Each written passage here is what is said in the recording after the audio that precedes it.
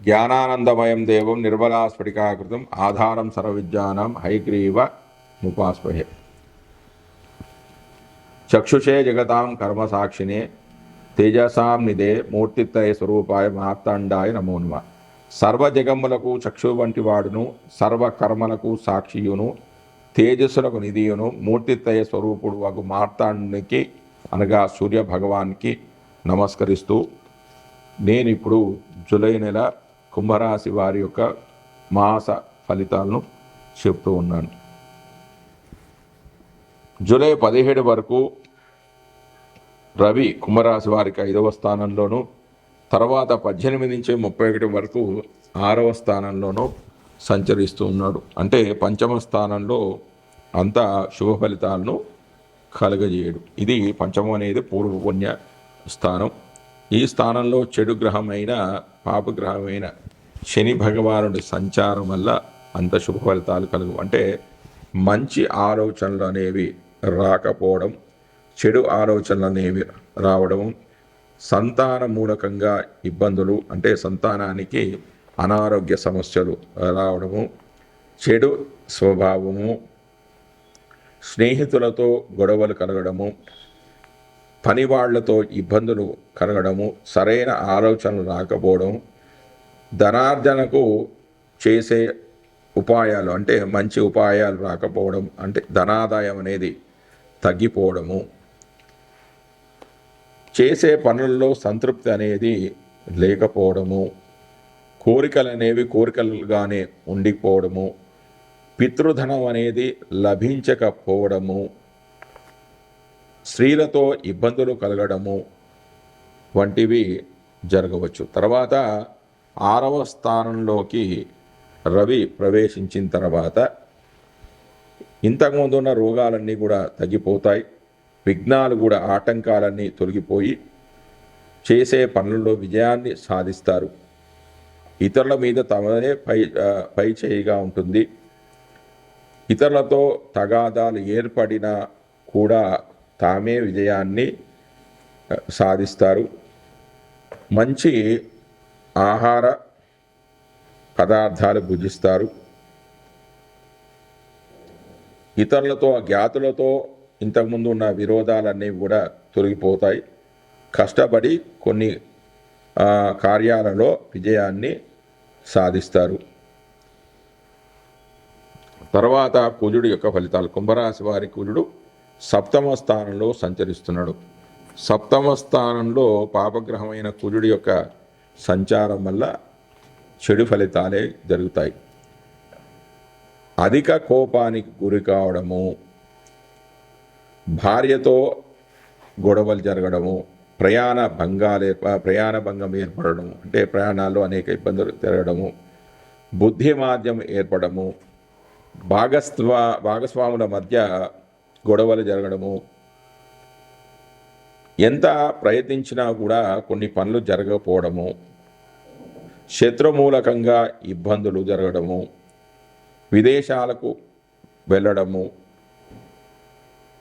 అక్కడున్న వాళ్ళు ఇక్కడికి రావడము, ఇక్కడ వాళ్ళు అక్కడికి వెళ్ళడము, ఇబ్బందులు కలగడము వంటివి జరిగే అవకాశాలు ఉన్నాయి. దాని తర్వాత బుధుడు యొక్క ఫలితాలు. బుధుడు కుంభరాశి వారికి 6వ స్థానంలో సంచరిస్తున్నాడు. 6వ స్థానంలో సంచరించే బుధుడు శుభఫలదాత.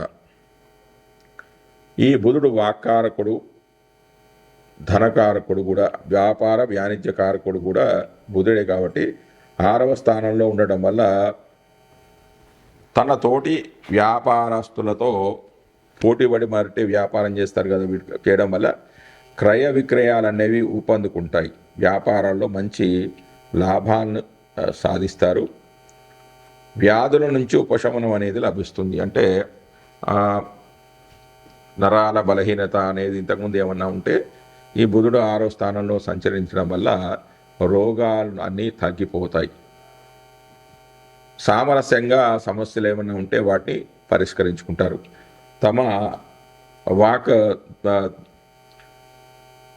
వాక్కారకుడు కాబట్టి బుధుడు వాక్కారకుడు కాబట్టి తమ మంచిగా అయిన సున్నితమైన మాటలతో ఇతరుని ఆకర్షించుకుంటారు.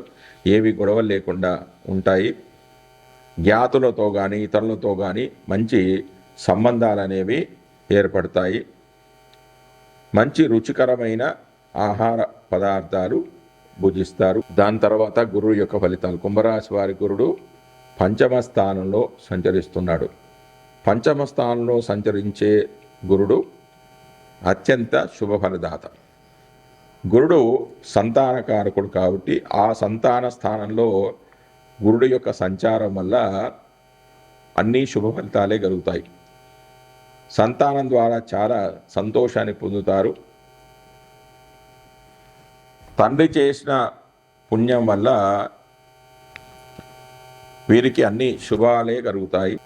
విద్యలో మంచి అభివృద్ధి జరుగుతుంది. విద్యాభ్యాసం ఎలాంటి ఇబ్బంది లేకుండా కొనసాగుతుంది. స్త్రీ మూలకంగా కొంత ధనం అనేది లభిస్తుంది. స్నేహితుల యొక్క సహాయ సహకారాలు లభిస్తాయి. మంచి ఆలోచనలు చేస్తారు. ధనార్జనకు తగిన ఉపాయాలు ఉంటాయి. అంటే మంచి ఆలోచనలతో వ్యాపారంలో కానీ వృత్తిలో కానీ మెరుగైన ఫలితాలు అనేవి కలుగుతాయి. సంతృప్తికరమైన జీవితాన్ని గడుపుతారు. దాని తర్వాత శుక్రుడి యొక్క ఫలితాలు. కుంభరాశి వారికి శుక్రుడు 4వ స్థానంలో సంచరిస్తూ ఉన్నాడు. 4వ స్థానంలో సంచరించే శుక్రుడు శుభ ఫలితాలు ఇస్తాడు. 4వ స్థానంలో శుక్రుడి యొక్క సంచారం వల్ల కుంభరాశి వారికి శుభ ఫలితాలే కలుగుతాయి. గృహంలో శాంతి అనేది నెలకొల్పుంటుంది. వినోద కార్యక్రమాల్లో పాల్గొంటారు. విహారయాత్రలు చేస్తారు. ప్రయాణాలు చాలా సాఫీగా సాగుతాయి. ఏదైనా పని చేపట్టినా కూడా అందులో విజయాన్ని పొందుతారు. మంచి రుచికరమైన ఆహారాన్ని భుజిస్తారు. ధనాదాయం కూడా పెరుగుతుంది. స్త్రీలకు సంబంధించిన వ్యాపారం అంటే పట్టు వస్త్రాలు, చీరల వ్యాపారం కానీ బంగారు ఆభరణాల వ్యాపారం చేసే వాళ్ళకి ఇది మంచి కాలం అని కూడా చెప్పవచ్చు. బంగారము, వెండి ఆభరణాలు కూడా స్త్రీలు కొనుగోలు చేస్తారు. అన్ని రకాల సుఖాలను పొందుతారు. తర్వాత శని యొక్క ఫలితాలు. శని 2వ స్థానంలో సంచరిస్తున్నాడు. కుంభరాశి వారికి శని ద్వితీయంలో సంచరిస్తున్నాడు. దీన్ని ఏలనాటి శని అంటారంటే 12వ స్థానంలో కానీ 1వ స్థానంలో కానీ 2వ స్థానంలో కానీ శని సంచారాన్ని ఏలనాటి శని అని అంటారంటే శని భగవానుడు ఒక్కొక్క రాశిలో 2.5 సంవత్సరాలు ఉంటాడంటే ఇది మూడవ మెట్టు. అంటే 3వ రాశిలోకి రావడం చివరిది అంటే 5 సంవత్సరాలు అయిపోయింది. 2.5 సంవత్సరాలు 2.5 సంవత్సరాలు కూడా అయిపోతే 3వ స్థానంలోకి గోచారిత్య వచ్చినప్పుడు వారికి కొంచెం శుభ ఫలితాలు అనేవి కలుగుతాయి. అయితే ఈ 2వ స్థానాలకు రావడం మొదటిసారా, 2వసారా, 3వసారా అనేది చూసుకోవాలంటే మొదటిసారి వస్తే దాన్ని మంగు శని అని, 2వసారి వస్తే పొంగు శని అని, 3వసారి వస్తే దాన్ని కుంగు శని అని అంటారు. మొదటిసారి వస్తే ఫలితాలు ఏ విధంగా ఉంటాయి? చికాకులు, పనులు మెల్లగా సాగడము. 2వసారి వస్తే పనులు ఆలస్యం కావడము కానీ శుభకార్యాలు జరగడము. 3వసారి వస్తే అనారోగ్యము, ధనపరంగా అనుకూలత, అదేవిధంగా ఆందోళన వంటివి జరుగుతాయి. కాబట్టి మీ జన్మజాతకంలోకి అంటే గోచారిత్యా శని మొదటిసారి వస్తున్నాడా, 2వసారి, 3వసారి వస్తున్నాడా అనేది కూడా మీరు చూసుకోవాలి. దాని తర్వాత రాహు యొక్క ఫలితాలు. రాహువు కుంభరాశి వారికి 1వ స్థానంలో సంచరిస్తున్నాడు. అంటే అందులోనే సంచరిస్తున్నాడు.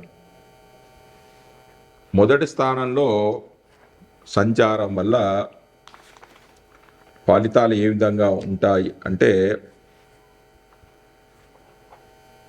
అనారోగ్య సమస్యలు అనేవి ఏర్పడతాయి. గౌరవ భంగం అనేది ఏర్పడుతుంది. వేదాంత ధోరణి అనేది అలవడుతుంది. తలచిన కార్యాలు పూర్తి చేయాలనే పట్టుదలతో ఎంత ప్రయత్నం చేసినా కూడా పనులు కాకపోవడము, అమర్యాద, గౌరవ భంగము, ఎన్ని ప్రయత్నాలు చేసినా పనులు కాకపోవడము, అశాంతి, భార్యాపుత్రులతో విరోధము, దేశ సంచారము అంటే దేశాన్ని విడిచి విదేశాలకు వెళ్ళడము, రోగ బాధలు, ధనానికి ఇబ్బందులు, కష్టాలు వంటివి జరుగుతాయి. ఇక కుంభరాశి వారి కేతువు 7వ స్థానంలో సంచారం చేస్తున్నాడు. 7వ స్థానంలో సంచారం వల్ల కలత్రంతో ఇబ్బందులు కలగడము, భార్యతో గొడవలు జరగడము, ప్రయాణ భంగాలు అనేవి ఏర్పడము, బుద్ధిమాంద్యం ఏర్పడము, ఎంత ప్రయత్నించినా కూడా అనుకున్న పనులు కాకపోవడము, విదేశాలకు వెళ్ళడము, డబ్బులు ఖర్చు కావడము, భార్యకు అనారోగ్య సమస్య, ప్రయాణాల భంగము వంటివి జరిగే అవకాశాలు ఉన్నాయి. జై శ్రీమన్నారాయణ. జై శ్రీమన్నారాయణ. ఆదిత్యాయ సోమాయ మంగళాయ బుధాయ చ గురు శుక్ర శనిభ్యచ్చ రాహవే కేతవే నమః. ఇప్పుడు ఈ వీడియోలో 9 రాశుల వారి యొక్క పరిహారాల గురించి చెప్తున్నాను, అంటే రెమెడీస్ గురించి చెప్తున్నాను. ముఖ్యంగా సూర్యుడు జయానికి, అభివృద్ధికి కారకుడు. అంటే సక్సెస్ కావాలి, డెవలప్మెంట్ కావాలి. అంటే ఎక్కడ వేసిన గొంగలు అక్కడే ఉంది.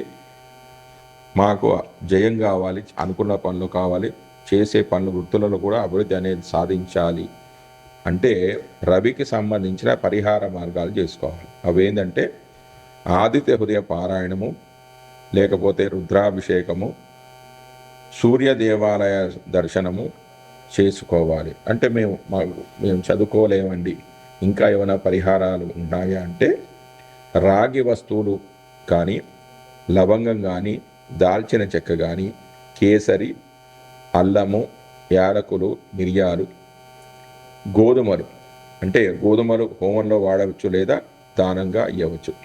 ఈ పరిహారాలు చేసుకున్నట్టయితే రవి భగవాన్ యొక్క అనుగ్రహం వల్ల మీ పనుల్లో జయం కలుగుతుంది, డెవలప్మెంట్ కూడా ఉంటుంది. తర్వాత గ్రహం చంద్రుడు. చంద్రుడు యొక్క ముఖ్య కారకత్వం ఏంటంటే మోసం, అంటే మోసపోవడం, నష్టం, మార్పులు, ప్రయాణము, మనసు ప్రశాంతంగా ఉండడం. అంటే చంద్రమా మనసో జాత అంటారు కదా, అంటే మనసుకు కారకుడు చంద్రుడు. అంటే మానసిక ప్రశాంతత ఉండడానికి, ప్రయాణాలు చేసినా కూడా సుఖవంతమైన ప్రయాణాలు కావడానికి, ఎప్పుడు కూడా ప్రశాంతంగా ఉండడానికి, చంద్రుడికి సంబంధించిన వ్యాపారాలు చేసేవారికంటే వ్యవసాయ రంగము, పాలు, దాని ఉత్పత్తులు, ఆహార పదార్థాలు, రసాయన వస్తువులు, నూనె వ్యాపారము, కిరాణా కొట్టు, బేకరీ, పశుగ్రాసము, ప్రయాణము, సముద్ర ఉత్పాదిత వస్తువులు, జ్యోతిష్కులు, కంపౌండర్లు, నావికులు, చాకలి వాడు, వీళ్ళందరూ కూడా ఇందులోకి వస్తారు. అంటే వారి వృత్తులలో మంచి అభివృద్ధిని సాధించడానికి ఏం చేయాలంటే పార్వతీదేవి యొక్క ఉపాసన కానీ, లలితాదేవి ఉపాసన కానీ, సౌందర్య లహరి అనే మంత్రాన్ని కానీ, శ్రీ లలితా అర్చన కానీ చేసుకున్న, తిరుపతి వెంకటేశ్వర స్వామిని దర్శించిన చాలా మంచిది. ఇక ఉపకరణాలు ఏంటంటే ఉప్పును కానీ, ఉప్పు, బియ్యము, పాలు, పెరుగు అన్నం, దద్దోజనం, వెండి కానీ, ఈ బియ్యం అనేది దానం చేయవచ్చు లేదా హోమంలో కూడా వాడవచ్చు. ఈ పరిహారాలు చేసుకున్నట్లయితే చంద్రుడి యొక్క అనుగ్రహానికి పాత్రలు అవుతారు. దాని తర్వాత కుజుడు ముఖ్యమైన కారకత్వం ఏంటంటే కోపం, కలహాలు, అహంకారము ఉంటుంది. అంటే స్త్రీలకు వివాహ కారకుడు ఎవరంటే కుజుడు. పురుషులకైతే శుక్రుని చూస్తారు, స్త్రీలకైతే కుజుడిని చూస్తారు. అయితే ఈ కోపం తగ్గడానికి, గొడవ పెట్టుకునే నేచర్ అనేది, ఆ స్వభావం అనేది పోవడానికి, అహంకారం లేకుండా ఉండడానికి ఏం చేయాలి అంటే కుజుడికి సంబంధించిన పరిహార మార్గం ఏంటంటే అంగారకుని గుడికి వెళ్ళడం, కుమారస్వామి గుడికి వెళ్ళడం, అంటే సుబ్రహ్మణ్య స్వామి, స్కంద పురాణం చదువుకోవడము, వెల్లుల్లిపాయ అనేవి దానం చేయడము, ఉల్లిపాయ, ఎర్ర మిరపకాయలు, రాగి లోహము, ఎర్రపప్పు. అంటే వాటికి సంబంధించిన పురాణాలు కూడా ఉన్నాయి, అది మనం ఇంకో వీడియోలో తెలుసుకుందాం. రాగి లోహము, ఎర్రపప్పును హోమంలో వాడవచ్చు లేదా దానంగా కూడా ఇవ్వవచ్చు. దాని తర్వాత అంటే ఈ పరిహారాలు చేసుకున్నట్టయితే కుజుడి యొక్క అనుగ్రహం వల్ల కోపం అనేది తరుగుతుంది, కలహాల జోలికి వెళ్ళరు, స్త్రీలకు కూడా చాలా అనుకూలంగా ఉంటుంది, వాళ్ళకి వివాహ ప్రయత్నాలు కూడా అనుకూలిస్తాయి. దాని తర్వాత బుధుడి యొక్క ఫలితాలు. ముఖ్యంగా బుధుడు ముఖ్య కారకుడు ఏంటంటే విద్యకు, స్నేహానికి, వ్యాపారానికి కారకుడు బుధుడు. అయితే మంచి విద్య లభించాలి, మంచి స్నేహితులు లభించాలి, వ్యాపారాలు అనుకూలంగా సాగాలి అంటే బుధుడికి సంబంధించిన ఏ పరిహారాలు చేసుకోవాలంటే శ్రీకృష్ణుని దేవాలయాన్ని సందర్శించడం, శ్రీమన్నారాయణుని దేవాలయానికి వెళ్ళడం, నారాయణ మంత్రాన్ని చదువుకోవడం అంటే విష్ణు సహస్రనామ పారాయణము, తర్వాత పెసలు దానం చేయడం, పంచలోహాలు దానం చేయడం. ఇక పెసలు హోమంలో వాడవచ్చు లేదా దానంగా కూడా ఇవ్వవచ్చు. ఇలా చేసినట్టయితే మంచి ఉన్నతమైన విద్య లభిస్తుంది, మంచి స్నేహితులు లభిస్తారు, వ్యాపారంలో లాభాలు అనేవి ఉంటాయి. దాని తర్వాత గురుడు యొక్క ఫలితాలు. గురుడు యొక్క ముఖ్య కారకుడు ఏమంటే జీవకారకుడు, పురుషులకి జీవకారకుడు. అంటే మంచి భాగ్యము, జీవితం ఏ ఇబ్బందులు లేకుండా జరగాలి అని అంటే ఏ కష్టాలు లేకుండా జీవితాంతం మంచిగా సుఖాలు ఉండాలి అంటే దానికి ఏం చేయాలంటే ఏదైనా దేవాలయానికి వెళ్ళండి. ఏదైనా దేవాలయం అంటే దక్షిణామూర్తి కానీ ఆలయానికి వెళ్ళండి, గురు స్తోత్రాన్ని చదువుకోండి. మీ గురుదేవులు మీకు ఇష్టమైన గురువులు కానీ, మీ విద్య నేర్పించిన గురువులకు కానీ మీకు తోచినది దానం చేయండి. టెంకాయ దానం చేయండి, లేకపోతే వక్కలు, తేనె, నెయ్యి, బంగారము, శనగలు దానం చేయండి. ఈ శనగలు హోమంలో వాడవచ్చు లేదా ధనంగా కూడా ఇస్తే నిరంతరం కూడా ఈ పరిహారాలు ఎప్పుడు చేస్తూ ఉండాలి. గురువుకు సంబంధించిన చేసినట్టయితే అనుకోకుండా సంఘటనలు ఏమీ జరగకుండా మీ జీవితం అనేది సాఫీగా చాలా సంతోషంగా సాగిపోతూ ఉంటుంది. దాని తర్వాత శుక్రుడు ముఖ్యంగా భార్యకు, వివాహానికి, సంపదలకు, ధనానికి ఈ శుక్రుడు కారకుడు. మంచి భార్యాభర్తల మధ్య మంచి అనురాగం ఉండాలన్నా, వివాహం అయిన తర్వాత వాళ్ళిద్దరు కూడా మంచిగా ఉండాలన్నా, సంపదలు పెరగాలన్నా, ధనం లభించాలి అన్నా కూడా ఏం చేసుకోవాలంటే లక్ష్మీ మందిరానికి వెళ్ళండి, అంటే అష్టలక్ష్మి ఆలయానికి వెళ్ళండి. తర్వాత శ్రీరంగం దర్శించండి, శ్రీ స్తోత్రాన్ని చదువుకోండి. తర్వాత చక్కెర, అలచందలు, పసుపు, బంగారం అనేది దానం చేయండి. అలచందలను హోమంలో వాడవచ్చు లేదా దానంగా కూడా ఇవ్వవచ్చు.